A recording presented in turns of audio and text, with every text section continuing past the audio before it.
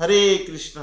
श्रीमद् भगवद गीता अध्याय 4 श्लोक नंबर 11। ये यथा मां प्रपद्यन्ते तांस्तथैव भजामि अहम् मम वर्त्म अनुवर्तन्ते मनुष्याः पार्थ सर्वशः। अनुवाद: जिस भाव से सारे लोग मेरी शरण ग्रहण करते हैं उसी के अनुरूप मैं उन्हें फल देता हूं। हे पार्थ, प्रत्येक व्यक्ति सभी प्रकार से मेरे पथ का अनुगमन करता है। भगवान इस श्लोक में बताते हैं कि भगवान का भक्त अनेक प्रकार के हैं और अनेक प्रकार के भाव से भगवान का शरण ग्रहण करते हैं।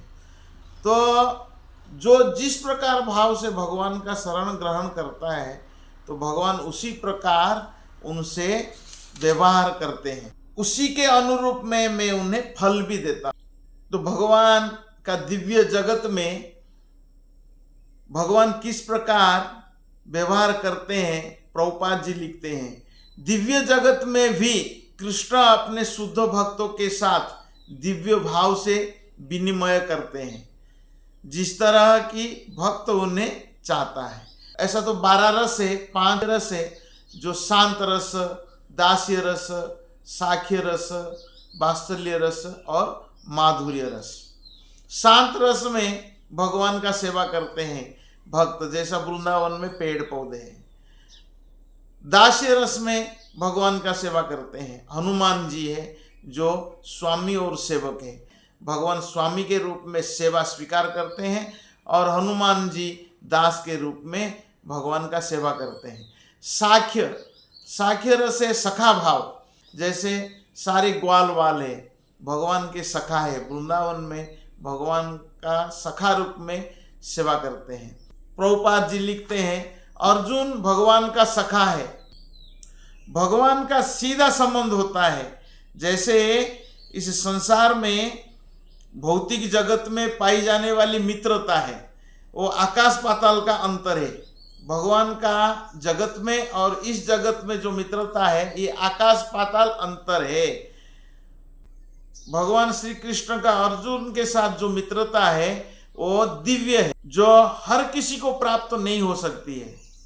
और प्रत्येक व्यक्ति का भगवान से सीधा संबंध है और यही भक्ति कहलाता है।